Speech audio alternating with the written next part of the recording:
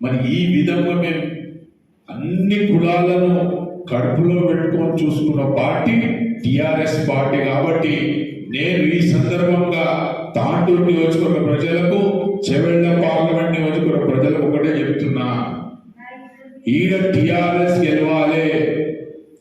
ఈడ టిఆర్ఎస్ గెలిస్తేనే, తెలంగాణ గెలిస్తేనే మనం సుఖంగా సంతోషంగా ఉంటామని చెప్పేసి కూడా ఈ సందర్భంగా చెప్పుకుంటూ, మరి ఎల్లుండి ఏదైతే ఎలక్షన్ ఉన్నదో 13 తారీఖు నాడు మరి అందరు ప్రజలందరూ కూడా జ్ఞానేశ్వర్కు ఓటేసి గెలిపియాలని నేను అన్ని వర్గాల ప్రజలకు, బీసీలకు, ఎస్సీలకు, ఎస్టీలకు, మైనార్టీలకు అందరికీ కూడా ఈ సందర్భంగా కోరుకుంటున్నా.